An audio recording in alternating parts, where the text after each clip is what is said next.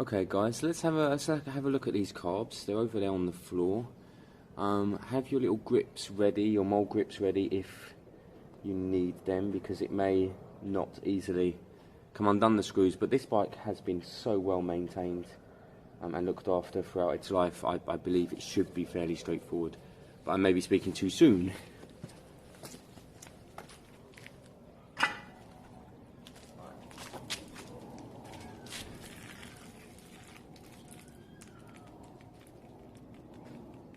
That wasn't on purpose. Right, let's get off this drip tray.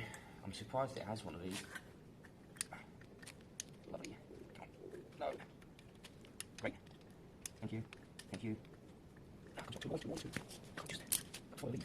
Just move them. I'll use the battery tray to keep these bolts. You want to move on over to you.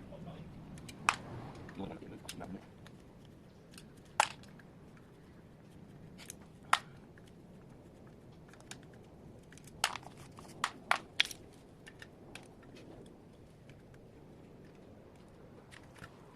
You want it to fully grip closed?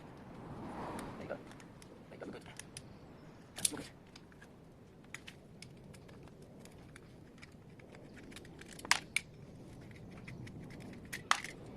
Grip tray off. Wow, take the quiz on the someone's had a look at these already. There's no butterfly sticking issues there, guys. And we've done the choke shows no issues. That's all. It's so taking grease, they probably never will. Now this is my theory. That slides me. That one's fine. That one's fine. That one's fine. They all seem fine. Leak down test. What I need to do is put some fuel through here, sit them upright and make sure that fuel isn't coming out. I do think we would have seen that though, guys. Or bowls off. And have a look inside. Bowls off. See how lucky we are. 1, 2. See, they've all been done recently. 3, 4. 1. They're all loose and looked after and greased and normal grease everywhere on the screen, so yeah, every single one.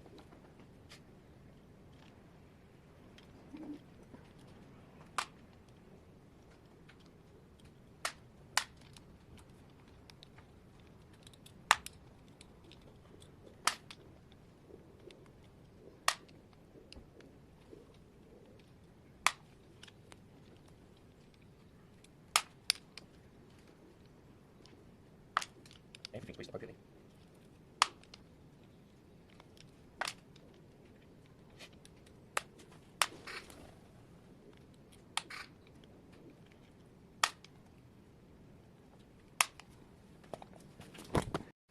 So guys, as always with carbs, we don't really know what we're looking for. I don't know, something obvious like we saw on the Sinis last week, like a main jet broken. I think the problem here will probably lie within the floats. They'll probably need cleaning out. I bet the jets are clean as anything, but I am going to thoroughly clean the whole carbs inside. And yeah, we'll see. I really want something obvious to be here so that we can fix it. I just don't think we will see that because they've just been, you know, too well looked after, guys. So, carb 1, extremely clean.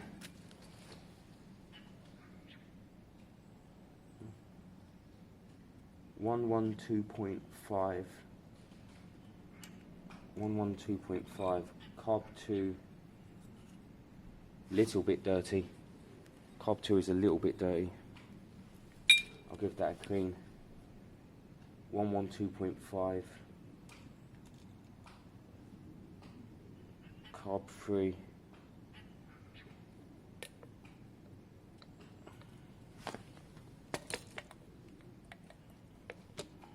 Ooh. How could I forget a whole screw, guys?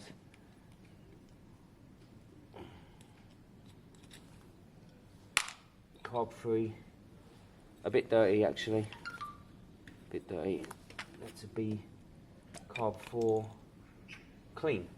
It's funny that, because the top of the 2 outer carbs, look, they're nice and clean. I think someone's cleaned the outside 2 carbs at some point, which is really interesting, isn't it?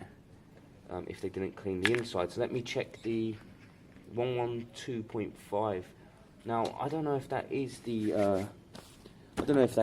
right jetting for this bike. 112.5. It's the 0.5 that kind of slightly bothers me, because it's quite rare. That is 0.5. Not that this is going to be the issue. There's no way this is going to be the issue. The slightly dirty inner carbs may have something to do with it, but I doubt it. I think the main problem here is going to be the float valves. Here, I think they'll need cleaning. I reckon one is sticking open, and that's releasing a bit of extra fuel, and that's making it rev. That is my hypothesis at this point.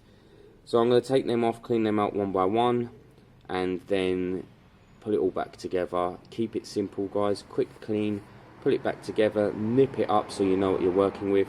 Then I'm going to have a quick look at the top, at the diaphragms, just to make sure there's nothing, you know, stupidly obvious. They might be a bit cakey, they might be a bit dirty, and they might be a bit weighty because of that.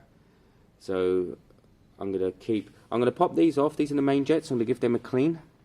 I'll pop out the idle jets, although it has no problem idling at all. In fact, I'm not going to pop them out because it has no problem idling at all.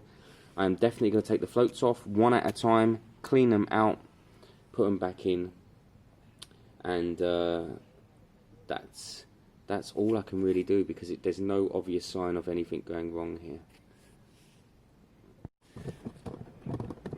So guys, these are amazing carbs. This is the float housing chamber. You take the whole thing out. It's got a filter in there. That's amazing. Clean that out, and you've got your O-ring here. Now this is the first time ever I've had to mess with an O-ring, and I have a set of O-rings. Now I think these are a touch thin. I think they're a bit in there. I'm going to put fatter ones on and squash them in. I think we might have solved our problem. I think if I had put this together and put fuel through it, that extra fuel may have been coming out a tiny bit, and that's what's causing the problem. I think. So clean out the inside of your float chamber. Use the use some spray, and then use a you know, what are they called, an ear cleaner bud thing. Make sure it's fully clean. I'm going to change the seal on that because I have some spares, and then I'm going to do that throughout the carbs. Chuck them back together. I think we'll be good to go there. The sad thing is I can't easily, I mean I can run the bike for 20 minutes and hope, but it'll be for Aidan to take it out and run it a while. I will of course take it out today because I love it anyway, and we'll see. Hopefully we've solved our problem there, guys. I think we probably have, but you know what happens with me. I always think I have and then I haven't.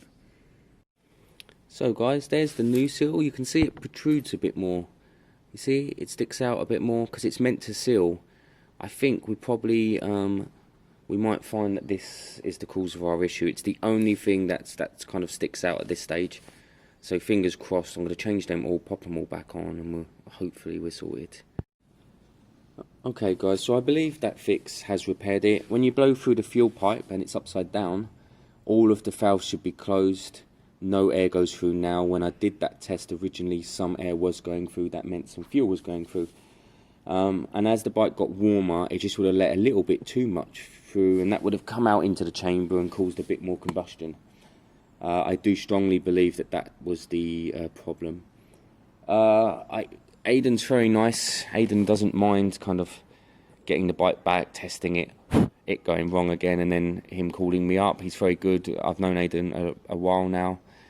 But I am going to try and test it as much as I can today in hope that it is fixed. I do think it will be.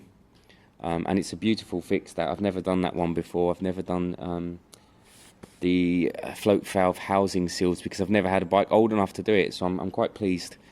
But yeah, let me throw this back together, or you know, gently piece it back together. We'll warm it up. We'll leave it running for a while. We'll hope that nothing out of the ordinary persists.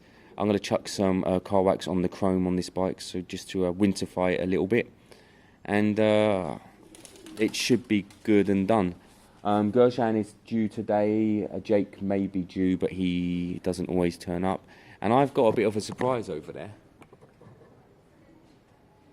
A bit of an interesting surprise. I'm going to show you that in a minute.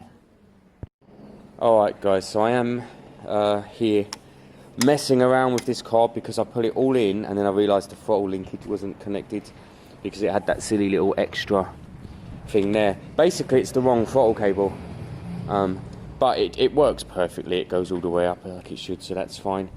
Gershon's here now. I'm going to set him up with a task. He's going to look at the electric system on the Vespa for me while I'm just plugging away with these carbs. The actual kind of theory for me at the moment, plan slash theory, is I want to see the stator, the generator, which is in here. I'm not sure how easy it's going to be to get to. And this is the plug here. So this plug has, how many wires are in there? We have 1, 2, 3, 4, 5. There's five connections in there, right? And then the wiring loom in there has 5 connections. So if we can take that stator and put it in there, we solve all of our issues. The actual stator plug in here, so far, appears to have 2 wires. But I'm going to pull it out now and we're going to check it again. It should be more than 2. It would be very, very rare to have 2 on it. So we'll pull it out, we'll check it, and then we'll look at what we're doing next. Jake was, you know, quite confident that we can just run the wiring basically and not need to swap them over.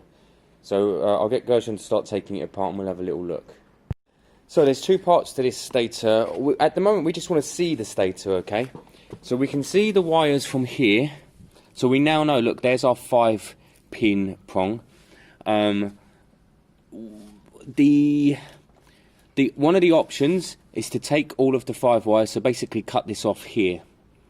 Cut it off, use all the individual wires. There should be 3 yellows and then 2 separate colours.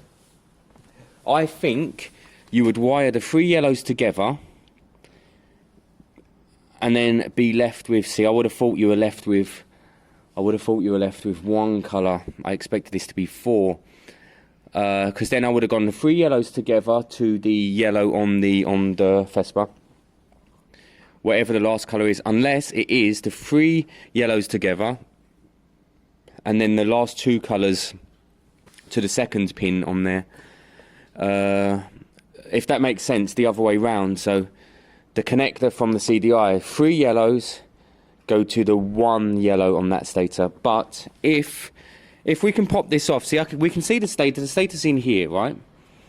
If it looks the same, you'd be nuts not to switch them over and have this pin, and then we're sorted, we're back to good. I've got a feeling this stator's going to be a bit bigger and different, but it is kind of worth having a quick look because it doesn't hurt. What Gershon needs to do now is get the fan off. What you might have to do is hold it steady. Don't worry if these fins break, they do break. See if you can pop them screws out, and then we'll look at the stators. Then we'll do the same on that one, and we'll see if they match up. They won't, they shouldn't do.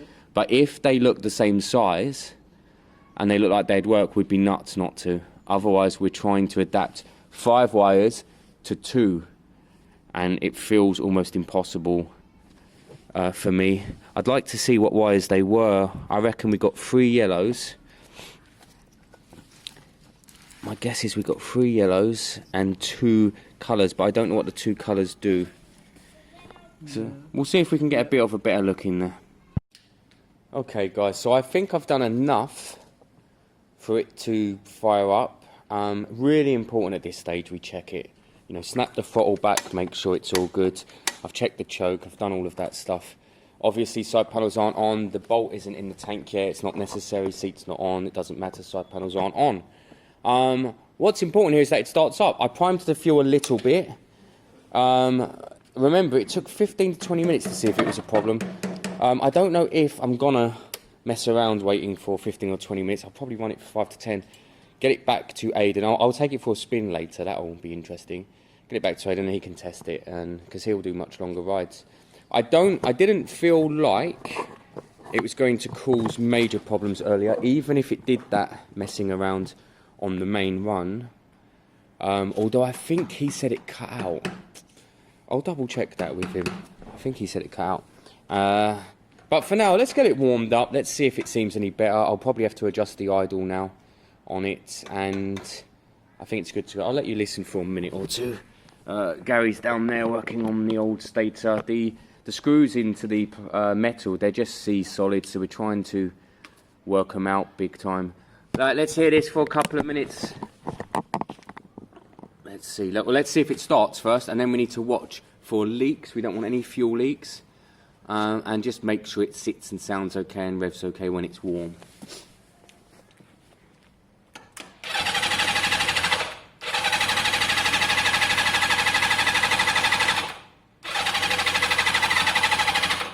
Be nice if it started. We're just getting the fuel through.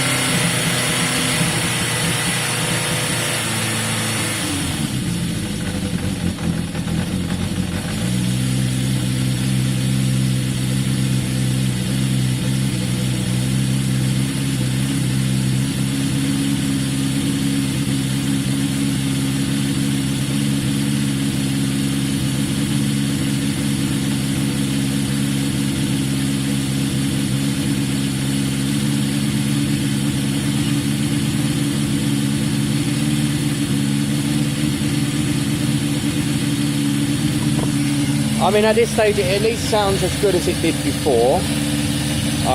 That's a good start. So, I'm going to have to adjust the idle, I think. But let's get the choke off first, and then I'm going to check the oil. There, you can see it's warming up, you can hear it.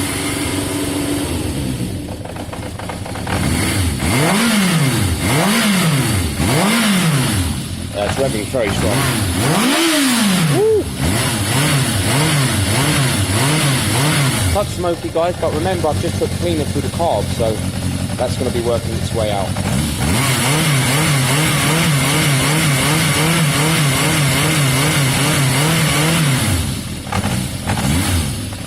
I think the idle is a touch low. Let me lift that.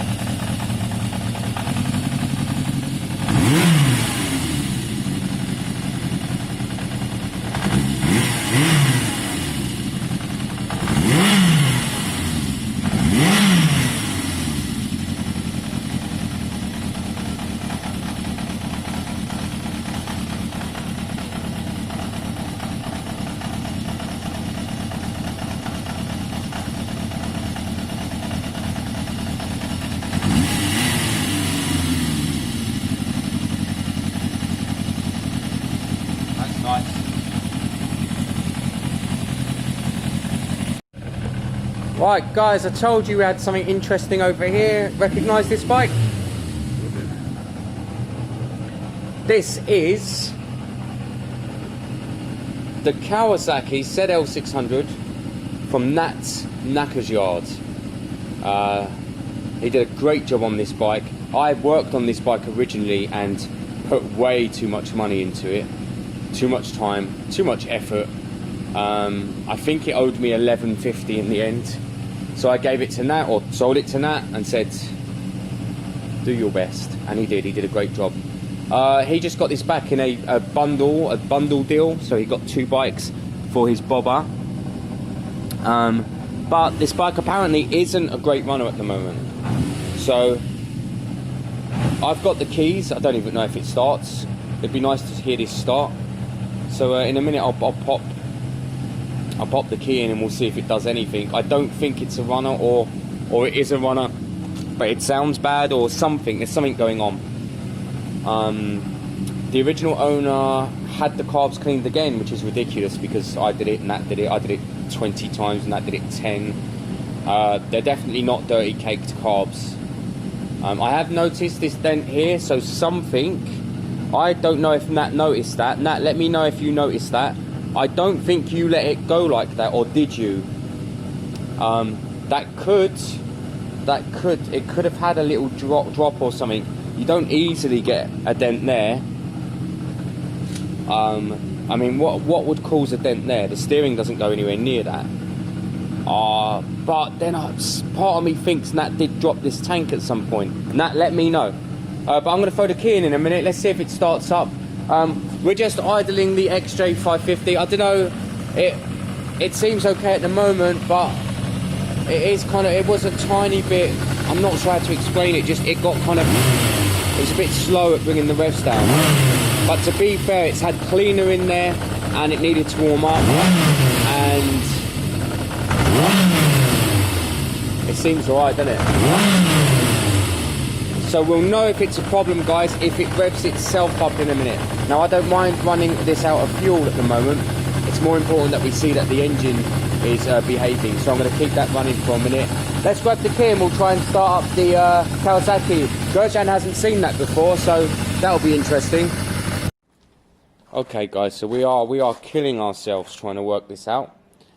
Basically, this is what we thought we were working with. This did go into the housing, the stator housing of the other engine, but we have this spare wire, orange and black, off the loom, and it doesn't appear to go to anything unless I've missed something simple out, like a fuel line. The theory is that you see the two stator wires here, black and it's kind of browny. That could be the setup. So it could be that they go to here and that creates spark again.